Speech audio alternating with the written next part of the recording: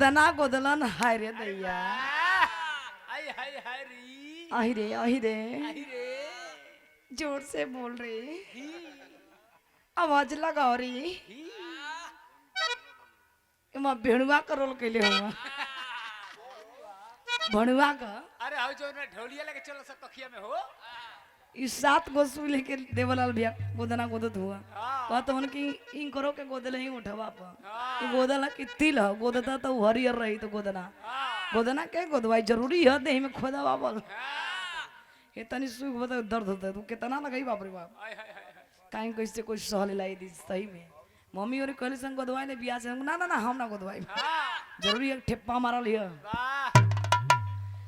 ते फैशन हम आजकल गोदना कोई स्टार बनवाता पहले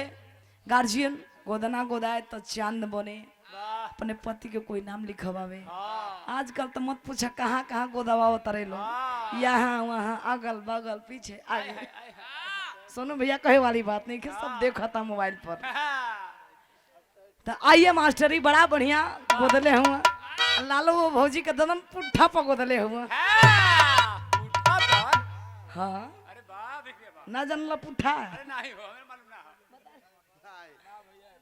खत्म बड़ा ओकर बाबू बताइबे नहीं कैला आइए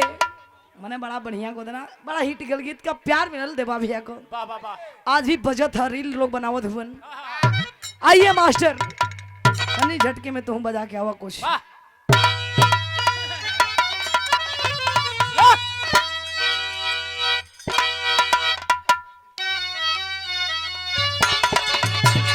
जियो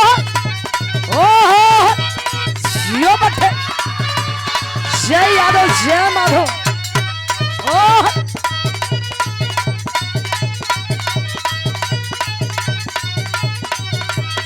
ओह जियो से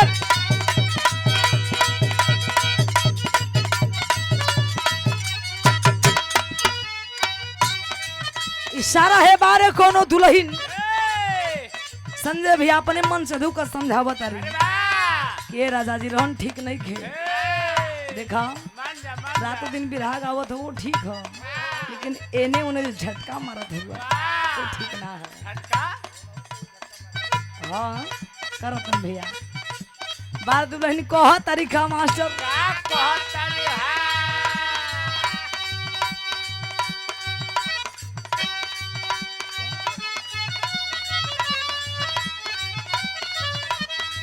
ए सखी रे क्या बात है ए सखिया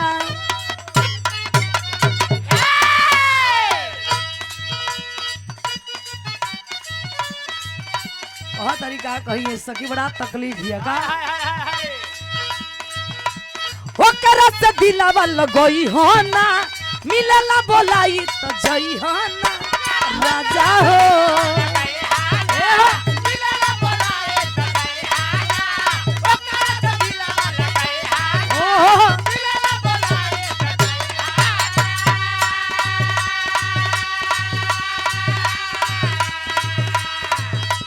ओकरा से दिलावा लगई हो ना मिलला बोलाई तो जई हो ना चित बदल खिया के तोहन मारी दी मत सब पिया ए राजा बड़ा फेरा में पड़ गए हम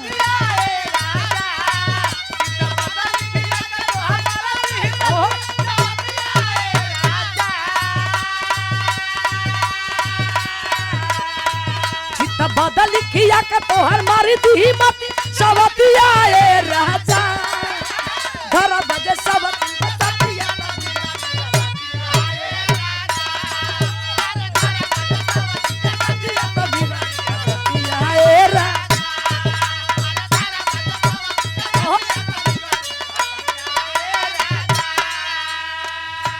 क्या बात है हमारे गार्जियन आरजेडी का शान है जान है हर कलाकार को सम्मान दिया करते हैं आप में सम्मानित चंद्रभूषण सिंह जी जिगना धरती से राजद नेता है हमारे गार्जियन सुंदर सम्मान के 5 पुरस्कार दे करके गार्जियन के चरणों में कोट कोट स्वागत बंधन है तमाम पंचों को बहुत नमस्ते प्रणाम हो कैसे मास्टर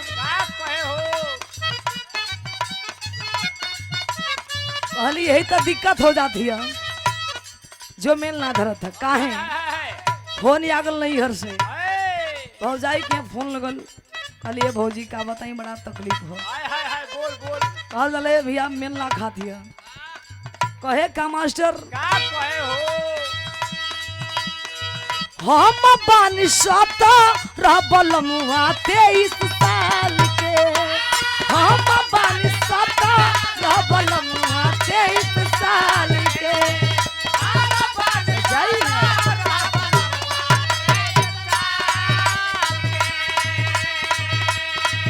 देखा ए लाला भैया दाल में घी तनी खे पड़ी ना तबे हजम हो आजकल जल्दी पचत ना है कोई से डाल देला पर बिगड़ जाई कहेगा मास्टर हम बानी सता रहबल मुआ 23 साल के ए समझो भैया उम्र के देखो ए हो।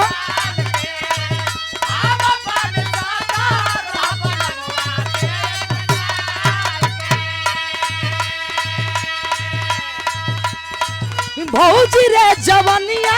राखी खातरा में डाल के भौजी रे जवनिया राखी खातरा में डाल के भौजी रे जवनिया राखे खाता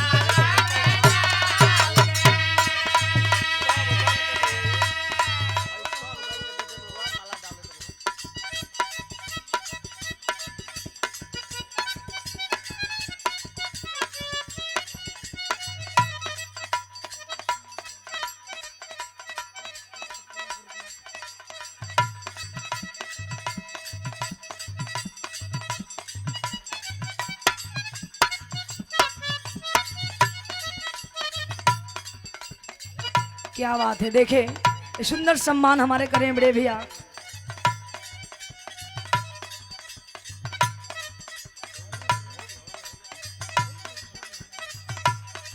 यहाँ के इतना डेरा तनी हमारे मुखिया बनम तो सब लोग स्वागत करी डेरा तनी के मालकान के घरे फोटो न चल जाए डर ही है महाराज यहाँ के। ए प्यार है कोई बात ना बड़ा छिपारुस तो बड़ा लजात हो मुखिया जी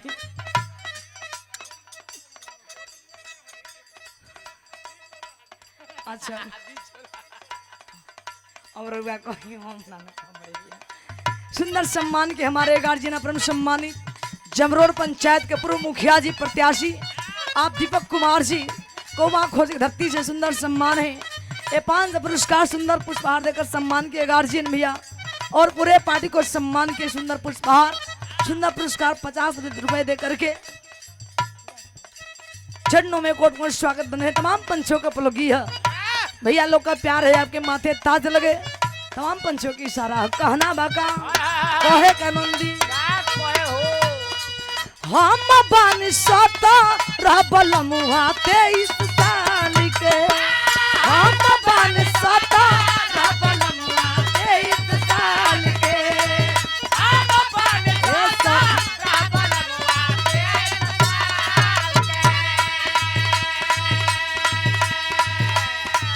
भौजी रे जवनिया राखी खातरा में डाल के भौजी रे जवनिया राखे खाता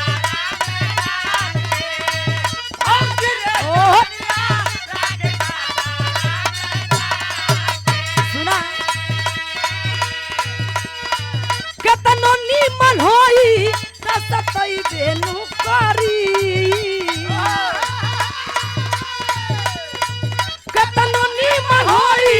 रसतई बेनु करी ये तना फरक बाऊ मरिया में ये तना फरक बाऊ मरिया में कमरिया तो तू खइबे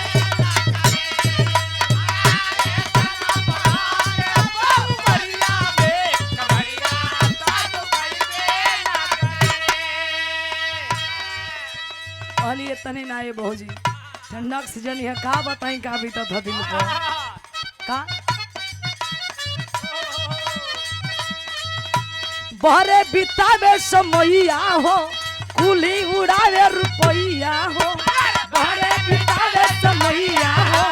बोले उड़ावे रुपैया बारे बितावे समैया ओह बोले उड़ावे रुपैया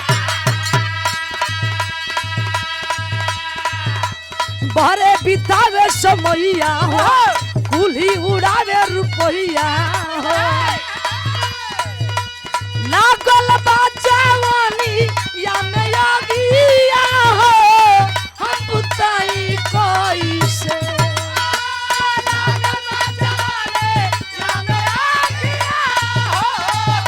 जी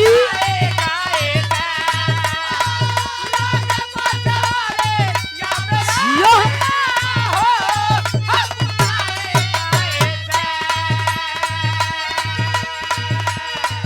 लागल बा जवानी या में यागिया हो हम बुताई कैसे पियावा धइले बानो छनी या के लात होए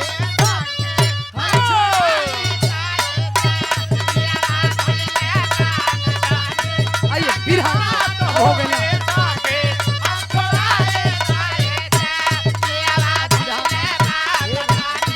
फिर कभी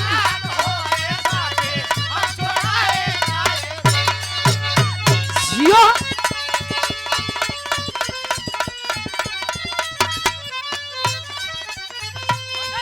अरे डहकी डहकी गोपी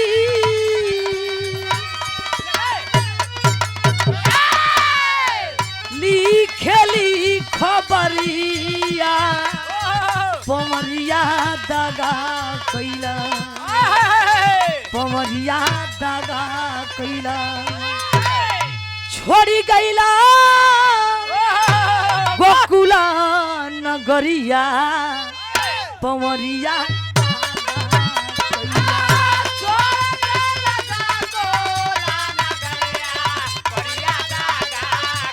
जियो वो भी कहते जाए कान्हा जी ठीक ना कहिला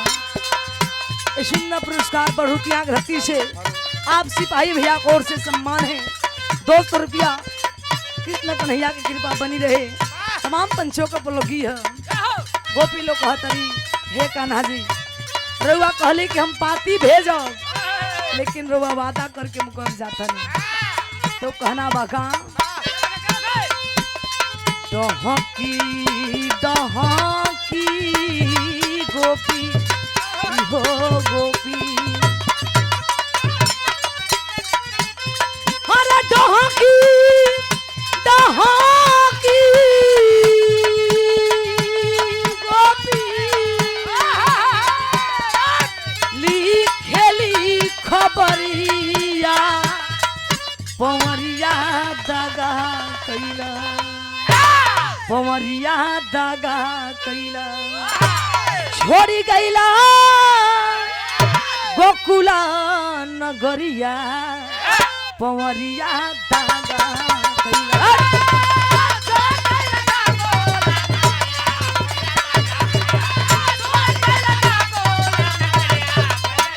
जियो जियो सर क्या बात है फिर सुंदर पुरस्कार है बड़े भैया अनिल यादव जी की ओर से सुंदर लाइन पर सम्मान किए 100 रुपया चरणों में कोट कोट स्वागत बंधन है तमाम पंचों के पुलगी है बाबू जी। तो आइए बड़ी सुंदर आप लोग चर्चा सुने हैं गोवर्धन पहाड़ के बारे